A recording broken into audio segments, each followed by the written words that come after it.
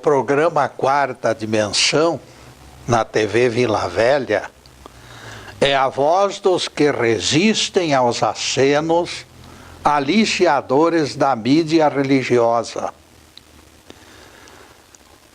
Quando Jesus disse: não fossem abreviados aqueles dias e nem os escolhidos seriam salvos, percebemos preocupação pela extinção da raça e a definitiva extinção das sementes humanas.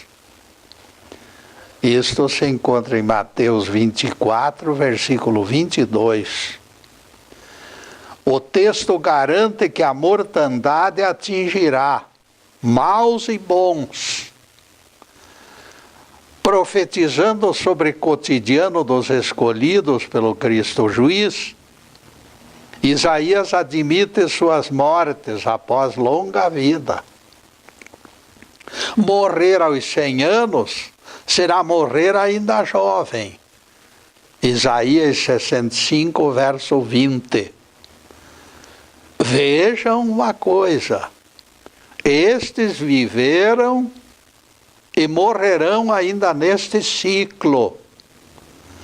Se o profeta Isaías ainda os considera mortais na nova terra, o decreto da morte única do apóstolo Paulo terá que ser reavaliado e explicado. Porque Paulo diz: está decretado ao homem morrer uma só vez. Hebreus 9, versículo 27. Se alguém viveu antes do juízo final, morre durante as tribulações dos fins dos tempos, e volta à vida e cumpre seus dias, e outra vez desencarna, não existe a menor dúvida de que desencarnou em duas ocasiões diferentes. Elementar, meu caro Watson. Explicar esta aparente contradição é nosso compromisso hoje. Com preciosa ajuda de bons amigos, temos certeza de ótimo som e imagem perfeita. O tema de hoje será: homem morrerá única vez? É uma dúvida, é uma pergunta. O repouso noturno daquele pregador certamente foi esplêndido. Ele foi dormir com a sensação de ter nocauteado doutrina cujas origens se perdem na noite dos tempos. Depois da exposição irrefutável, na inocente avaliação do próprio autor da façanha, ninguém mais sequer mencionaria vidas múltiplas. Ele jogara no lixo a reencarnação como carta fora do baralho, na opinião dele. Pelo menos era isto que pensava aquele doutrinador. A reencarnação estava desmoralizada por aquela frase do apóstolo Paulo, interpretada por ele: está decretado ao homem morrer uma só vez, e em seguida ocorrerá o juízo. Hebreus 9, versículo 27. Se eu tivesse chance de interromper sua prédica televisiva, perguntaria ao pretensioso intérprete das Escrituras: se é proibido morrer 2 vezes, onde estará vivendo Lázaro, impedido de duplo desencarne pelo decreto paulino? Se a Bíblia diz que a morte ocorre uma única vez, Lázaro continua vivendo, e eu gostaria de conhecer o seu atual domicílio. Alguém já imaginou Lázaro com a idade de 2000 anos, andando por aí, montado em corpo físico?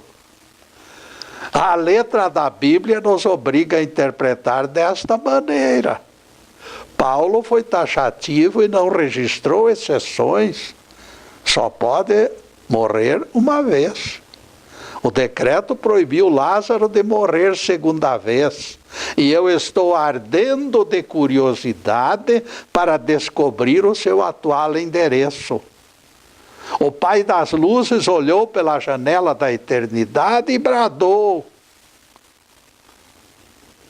está decretado ao homem morrer única vez. Neste ponto, os teólogos me propiciaram questionamento. O próprio apóstolo Paulo, autor da frase, termina ele mesmo gerando controvérsia. Na cidade de Troade, ele ressuscitou um rapaz chamado Eutico, que despencara de janela e morrera. Paulo ressuscitou o moço.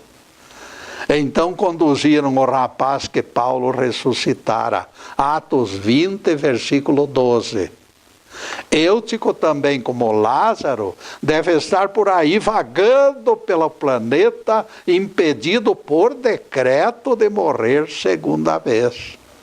Neste ponto alcançamos o caroço do angu. Toda a determinação que não se cumpre na totalidade do caso, perde força de lei e o aspecto pétreo desaparece. Vejam que a própria Bíblia revela que nem todos morreram única vez. Se permanecermos na letra da Bíblia, o precedente mostra a revelação incompleta, não aplicável para todas as circunstâncias. Insegurança doutrinária se instala na mente dos intérpretes. Ainda no primeiro século do cristianismo, Lázaro, Eutico e tantos outros ressuscitados, com certeza morreram duas vezes. Seria insensato formularmos perguntas desse tipo. Onde andará Lázaro? Onde encontraremos Eutico? Lembremos-nos que 20 séculos transcorreram de tais ressurreições. Falando sério, meus amigos, eu acho que Paulo escreveu certo. O que não está certo é a interpretação desses doutrinadores completamente esquecidos da realidade. O erro se encontra na interpretação deles. Veja que a procissão dos mortos-vivos não se limita aos que eu citei. O evangelista Mateus descreve ressurreições em massa. Abriram seus sepulcros e muitos corpos de justos que dormiam ressuscitaram. Mateus 23, versículos 52 e 53. Essa multidão de fantasmas se encontra por aí, na opinião daquele pregador. Vocês que acreditam que esta gente ressurgiu em corpo físico, me esclareçam, por favor. Estariam eles vivos como andarilhos eternos, caminhando pelas vielas do planeta Terra, proibidos de morrer? Antes de responder, será conveniente recordar o depoimento do apóstolo Paulo. Está decretado ao homem morrer única vez. Hebreus 9, versículo 27. Já tivemos pronunciamento da ciência de que aos 130 anos o homem é paralisado por paredão intransponível. Não existe remédio que possa conservá-lo vivo. O corpo desmorona e não existe possibilidade de continuar vivendo. A ciência nos socorre apontando o desencarne como bênção. E o caldo vai se tornando cada vez mais grosso. Citarei outro texto de Paulo que coloca mais lenha nesta fogueira. Porquanto o Senhor mesmo descerá dos céus, e os mortos em Cristo ressuscitarão primeiro. Depois nós, os vivos, seremos arrebatados juntamente com eles. 1 Tessalonicenses 4, versículos 16 e 17. Se após o juízo final ninguém mais morrerá, como ensinam certos teólogos, estes citados vivos de Paulo também estarão errados. Explique isto com maior clareza, Getúlio, reclama o Crispim. É simples, amigo. Se o decreto exige morrer uma vez, não morrer nunca será transgredi-lo da mesma forma. Estes vivos no dia do juízo final também estarão fora da lei. Ninguém esqueça que morrer única vez é obrigatório por decreto. E surge outro enigma. O próprio Paulo engrossa o caldo, incluindo-se entre os vivos, no dia do juízo final. O juízo final ainda não ocorreu, 2000 anos depois, e Paulo diz que estava vivo no dia do juízo final. Estaria vivo. Paulo disse que estaria vivo, mas ele já desencarnou há 2000 anos e ainda não ocorreu o juízo final. Isto nos leva a duas conclusões. Paulo profetizou falsamente ou estará reencarnado por ocasião do juízo final? Só existem estas duas alternativas. Paulo, falso profeta, ou reencarnado nos finais dos tempos. Percebam que o apóstolo fala dos mortos em Cristo e em seguida se inclui entre os vivos. Depois nós, os vivos, escreveu Paulo. Isto me permite afirmar, é impossível interpretar Bíblia desprezando reencarnação. Se Paulo disse que estaria vivo no dia do juízo, isto revela que ele estaria reencarnado. E neste ponto, meus caros, nós faremos a primeira interrupção do programa para os comerciais do canal, mas é um instantinho só. Daqui a pouco estaremos de volta. Obrigado.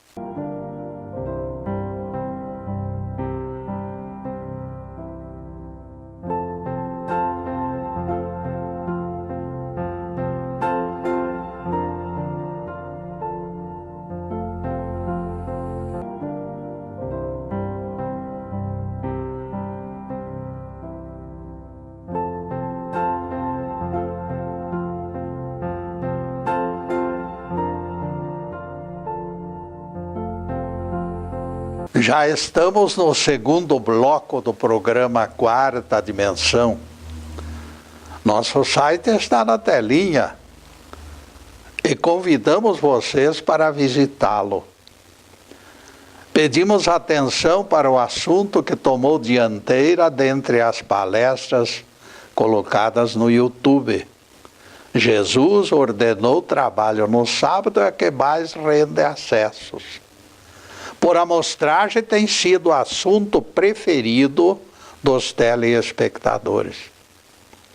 Pelo impacto do tema, a exposição tem sido procurada também para leitura no site, pois o esgotamento do decálogo tem sido bem esclarecido.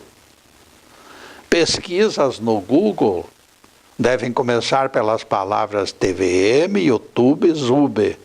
E as nossas palestras surgirão na tela.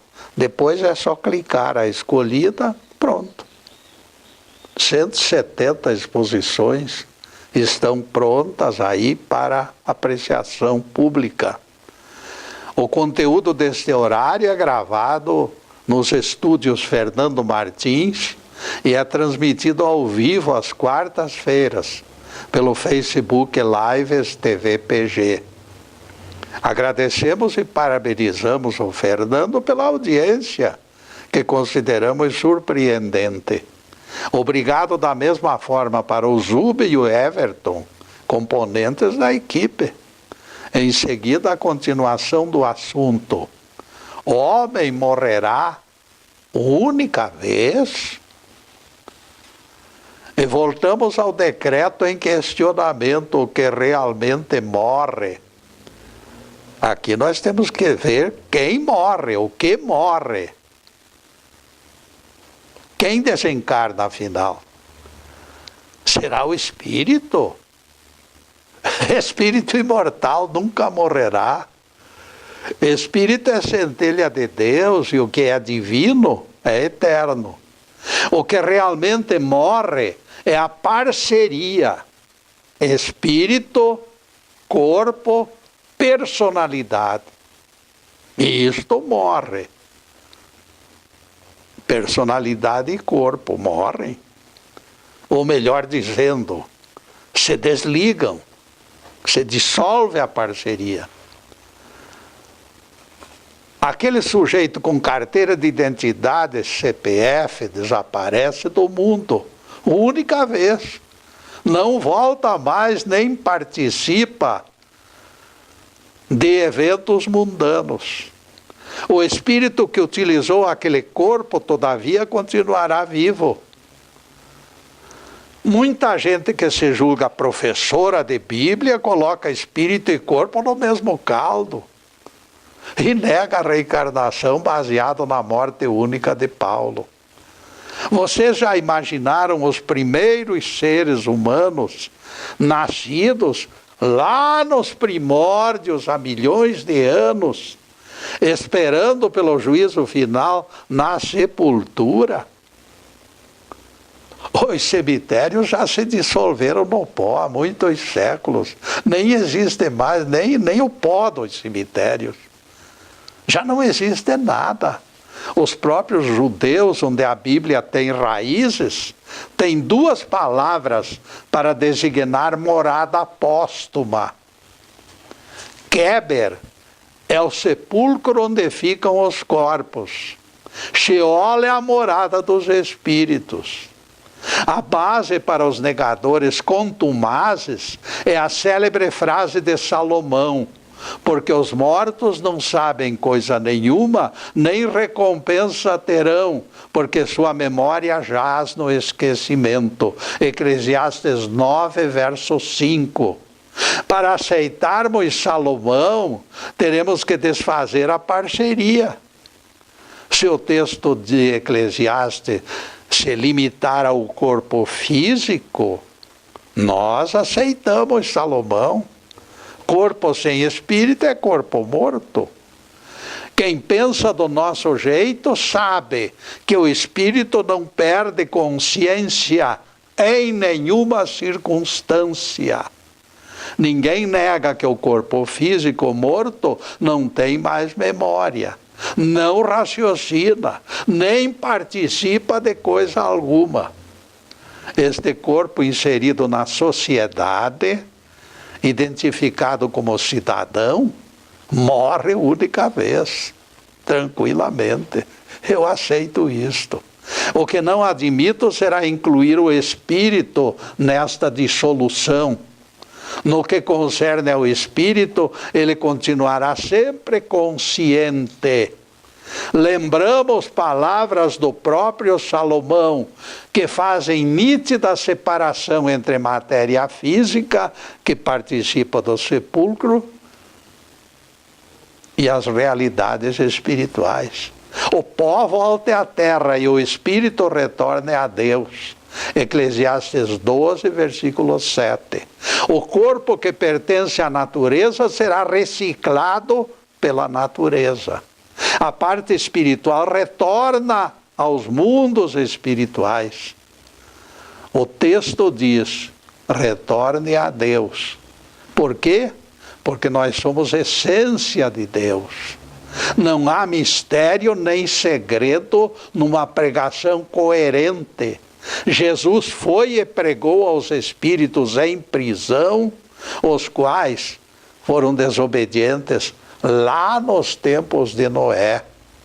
1 Pedro 3, verso 18. O corpo do mestre se encontrava imobilizado no sepulcro de Arimateia. Jesus não precisou do corpo, que só ressuscitaria no domingo.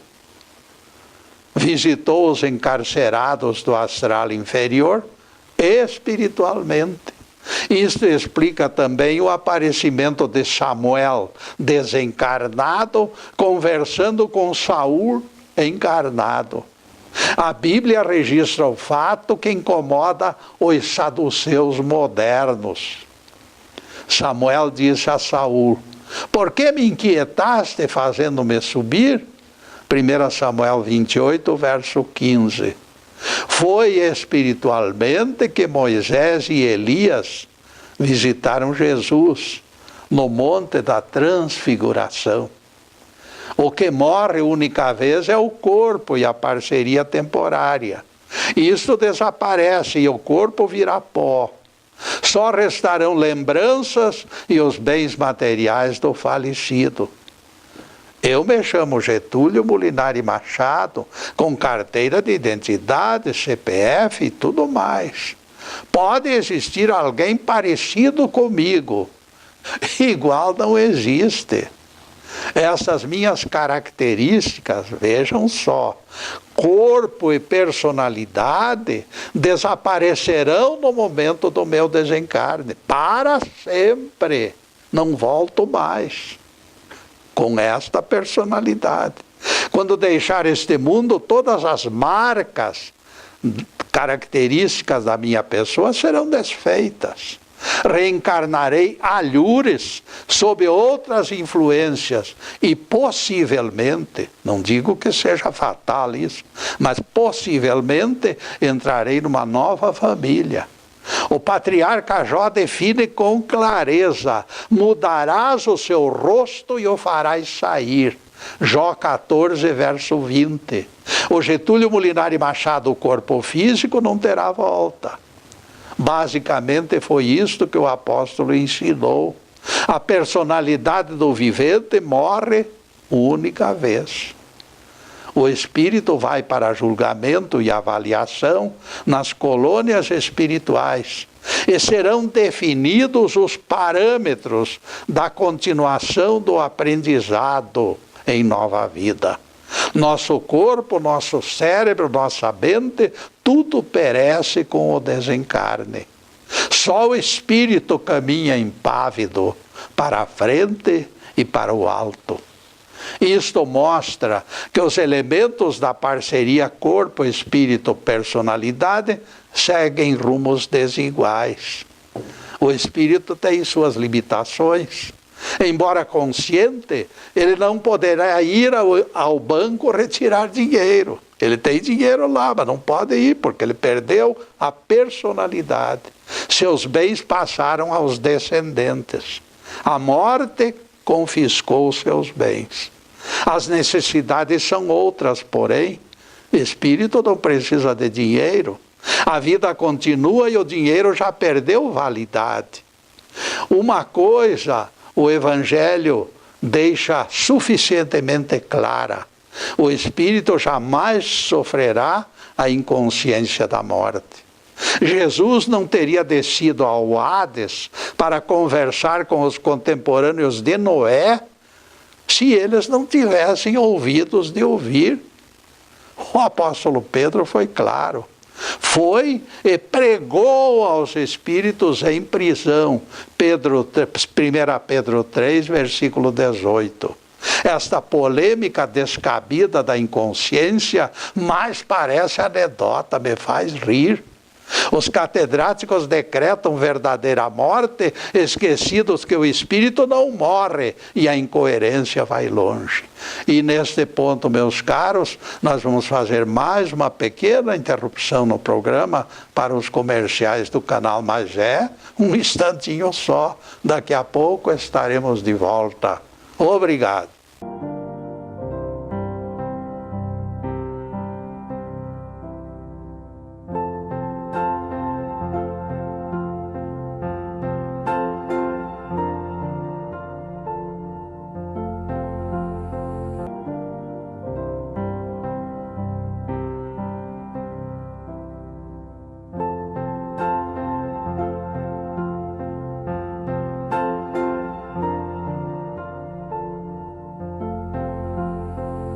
Estamos retornando com o programa Quarta Dimensão, terceiro bloco. Quando nos perturbam questionamentos pueris, decalcados da letra da Bíblia, nós somos obrigados a urgente pronunciamento. Interpretação falsa é semelhante à poluição. Ela penetra as vias respiratórias da alma e causa estragos. O que nos falta em termos de entendimento será provisionado pelas inspirações que nos chegam do alto. Está decretado ao homem morrer única vez, lhe diz o pregador, assumindo postura de galo de briga. Você já encontrou nas Escrituras inúmeras provas de vidas repetidas? Se isso acontece, você não imite esta postura agressiva. Ressalve, porém, que o texto foi mal interpretado. O vivente, ao nascer, assume personalidade com tríplice aspecto: espírito, alma e corpo. O espírito, que é o verdadeiro eu, é imortal.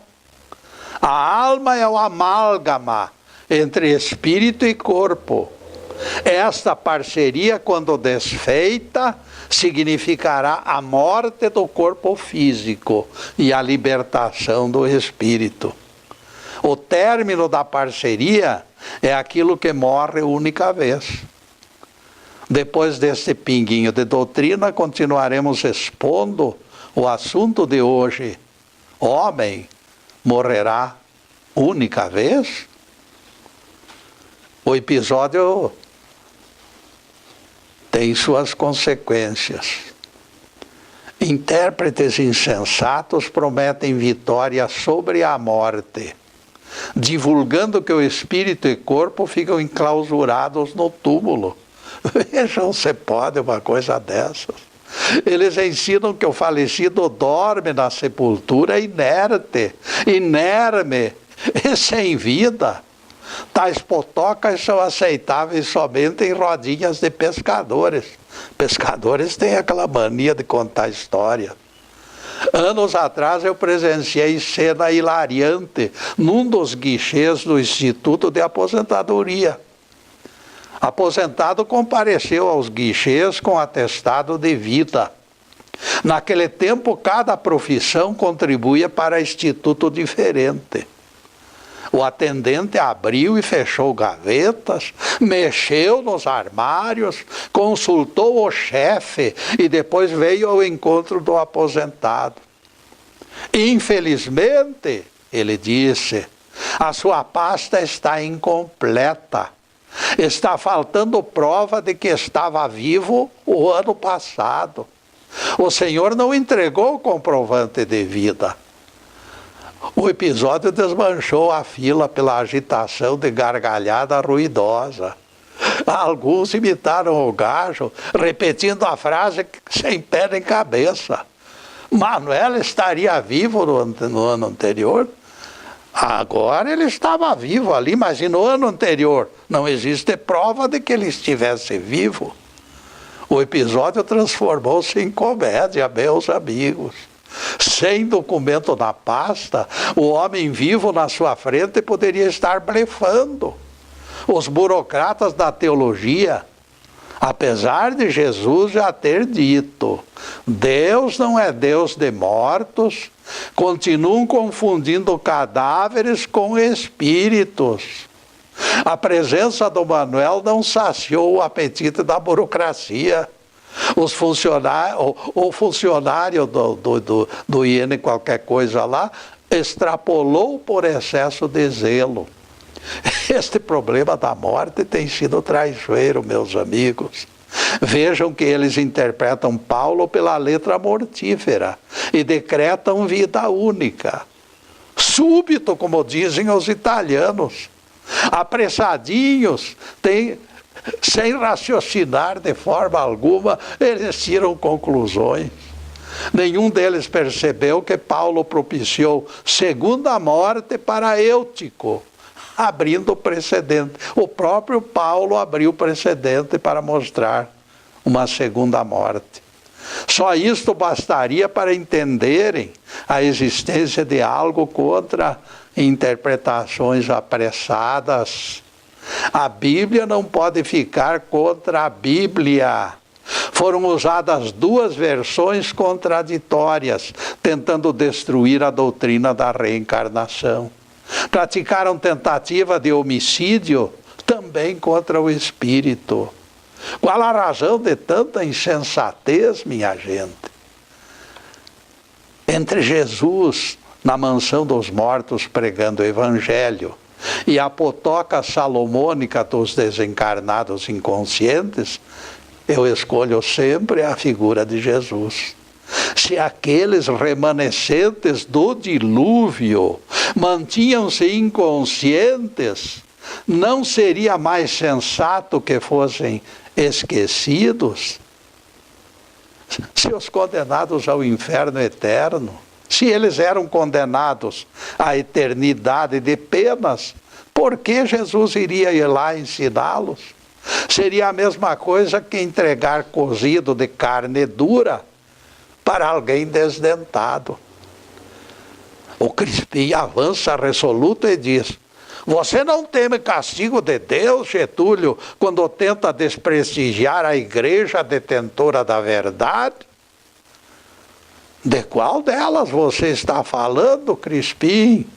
São tantas e tão variadas nas prédicas, na liturgia e nos mandamentos. Qual a igreja verdadeira, então? Paulo disse no Areópago de Atenas, conversando com filósofos: o Deus que fez o mundo e tudo que nele existe não habita santuários feitos por mãos humanas. Atos 17, versículo 24. Deus não é servido por mãos humanas, como se precisasse de alguma coisa, pois Ele fornece vida, respiração e tudo mais. Atos 17, versículo 25. Vale a pena memorizarmos as palavras do apóstolo: Deus não habita templos feitos por mãos humanas. Contrariando a visão de Paulo, alguns continuam construindo templos cada vez maiores, como se agradassem a Deus. Ao contrário, Deus se alegra com a claridade de vitrais coloridos. Será que Deus se comove com músicas estridentes? Vós sois o templo do Espírito Santo, define a visão de Paulo. Deus não está longe de nós, pois nele vivemos, nos movemos e existimos, acrescenta o apóstolo. Os catedráticos devem achar nociva esta intimidade que Paulo defende pelo enfraquecimento da autoridade deles. Se Deus está tão perto, por que eu preciso de sacerdotes? Eles preferem Deus transcendente, escondido atrás daquela nuvem, lá longe. Eles desejam o Cristo distante para continuar em postos de mando. Eles cultivam a morte como escudo, aprisionando as almas. Permanecer corpo inerte numa cova, séculos e até milênios, no meu entendimento, significa morrer. Isto se o corpo tivesse vida, porque o corpo só tem vida junto com o espírito. O certificado de salvação, previsto em contraditórias promessas, não afasta a insegurança dos fiéis. As fábulas geradas pelas controvérsias eliminam certezas. Nós, espiritualistas, confiamos no labor constante, nos passos cansados dos obreiros, nas chegadas triunfantes.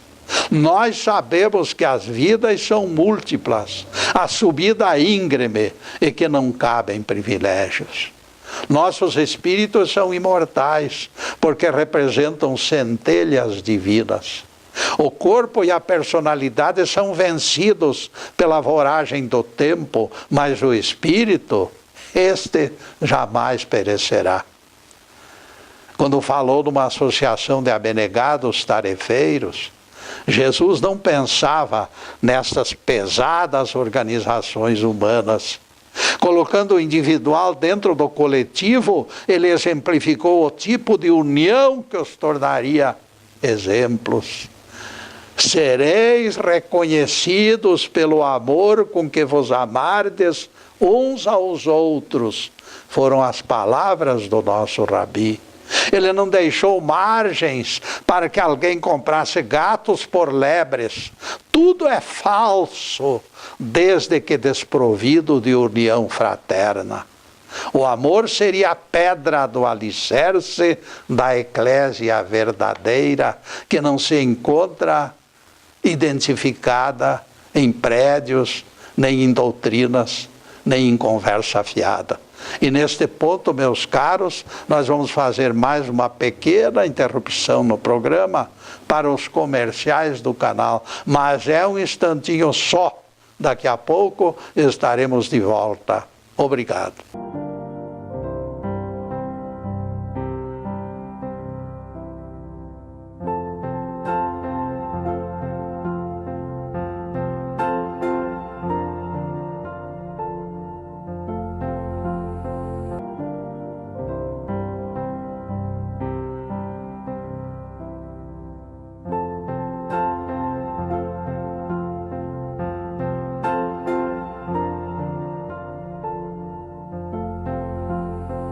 E atingimos o último bloco do programa Quarta Dimensão, de todas as sextas-feiras, 15 horas, TV Vila Velha, canal 16.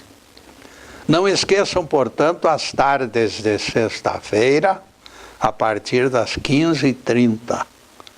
É o momento deste encontro. Na próxima sexta-feira abordaremos outro tema ligado aos evangelhos.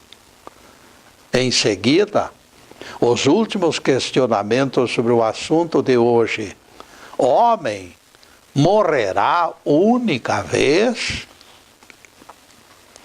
As portas do inferno não prevaleceriam contra aquele cenáculo de espíritos comprometidos com a ética e a solidariedade. Esta é a religião verdadeira, a religião de Jesus. Amar ao próximo e procurar socorrer aquele que precisa. É a única coisa que se torna um verdadeiro mandamento e chancela a personalidade daqueles que estão envolvidos. Jesus simplesmente queria dizer que o amor é o alicerce. Os ventos e as tempestades baterão de rijo contra aquela casa, mas ela continuará firme, porque foi edificada sobre a rocha. A pedra da revelação do Cristo interno do apóstolo. Porque todos nós temos Cristo no coração. O mesmo Cristo que estava no coração de Jesus.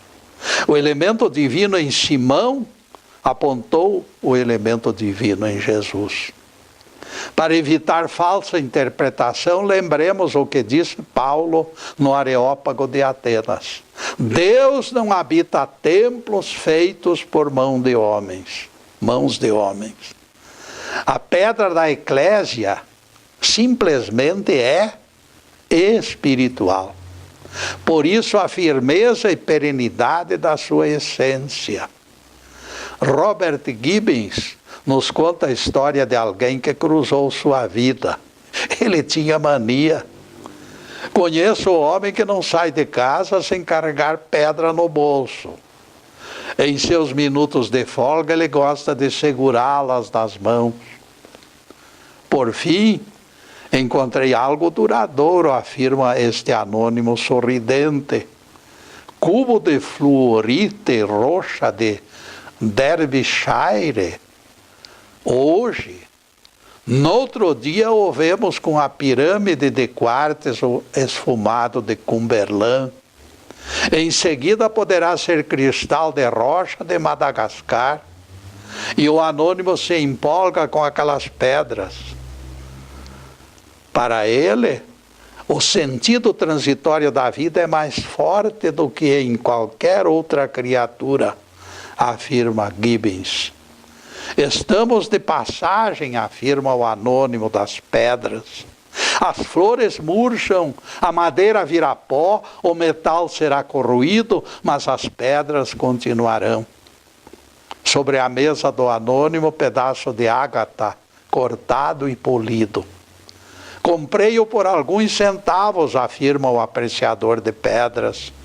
Nenhum gasto, porém, me proporcionaria tanta satisfação e alegria. O mistério das pedras é evidente. Suas profundezas estão sempre lá, inteiras e surpreendentes. Invioláveis como abrigos, os ventos e as marés não conseguem destruí-las. São tantas pedras e tão variadas as suas utilidades que são raros os apreciadores de sua beleza. O pequeno rato as ocupa como abrigo, ele guarda a consciência da utilidade delas. Muitos afirmam que as pedras rolam. Sobre esta expressão eu coloco reparos.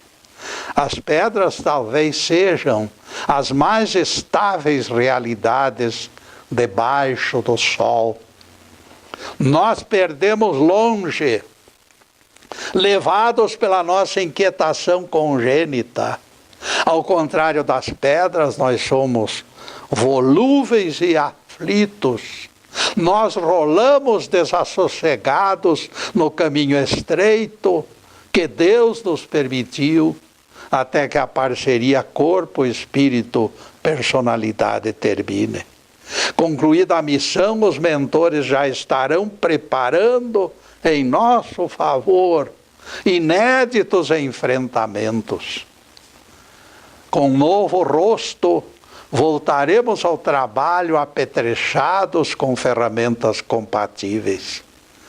Todos ouviram que concordamos com Paulo, desde que sua frase seja corretamente interpretada. Realmente, este ator humano em tríplice aspecto morre uma única vez, meus amigos. Aquele homem munido de carteira de identidade, eleitor inscrito, deixará o palco para não voltar mais. Este personagem particular da peça vai desaparecer. Como disse o patriarca Jó, quando ele voltar, disse Jó, não será reconhecido nem pelos seus próprios filhos, porque Deus mudará o seu rosto. Por que prova maior de outras vidas? Pergunto eu, e que alguém me responda. É maravilhoso o que diz o patriarca Jó, sentado no monturo, sofrendo pacientemente as suas dores. Sua condição lhe fornece autoridade. Tu selaste como num saco os meus delitos e curaste a minha iniquidade, afirma Jó. O monte será destruído, caindo, e o rochedo poderá ser trasladado para outro lugar. O patriarca vai fornecendo pistas da lenta e progressiva agonia do Homo sapiens. Quando a hora chega, não restam alternativas. Será inevitável o fim daquela parceria espírito-corpo. E Jó continua sua prédica. As águas escavam as pedras e a terra pouco a pouco se consome pela erosão. Desta forma, aquele homem múltiplo vai desaparecer. Tu o fortaleceste por pouco de tempo, a fim de que acabasse para sempre. Mudarás o seu rosto e o farás sair. Estejam eles exaltados ou abatidos, ele não conhecerá os seus filhos. Há quem diga que este trecho comprova a doutrina da ressurreição. Se os teólogos apontam, meus amigos, os teólogos apontam festa depois do juízo final, quando ressuscitarem os escolhidos, exatamente pelo encontro da família. E Jó aqui falando, nos garante que o pai não conhecerá os filhos. Então a coisa não é bem isto. Não é assim que a Bíblia explica. Os filhos não conhecerão o pai, porque o pai nascerá com outro rosto. Mudarás o seu rosto, diz a Bíblia, pela boca do patriarca Jó. Em cada ocasião que renascemos, o ambiente será outro e a parceria diferenciada. Este conjunto morre uma única vez. Falando desta maneira, nós confirmamos as Escrituras e provamos a bondade infinita do nosso Deus. A reencarnação garante justiça e misericórdia por parte deste Pai maior. Louvado seja Deus. Que o Senhor nos abençoe e nos guarde. Que o Senhor faça resplandecer o seu rosto sobre nós e tenha misericórdia de nós. Que o Senhor sobre nós levante o seu rosto e nos dê a paz. Louvado seja o nosso querido Deus Pai. Louvado seja o santo nome de Jesus, o nosso Cristo. Obrigado, Deus. Obrigado, Jesus. E para vocês, além desta câmera, meus amigos, eu desejo tudo de bom e agradeço muito pela audiência de vocês. Muito obrigado. E que a paz, a tranquilidade, a harmonia, bastante saúde, tudo de bom aconteça na vida de vocês. Mas acima de tudo, meus caros, conservar amor no coração, porque o amor é o grande roteiro da salvação. Muito obrigado, meus amigos, e boa noite.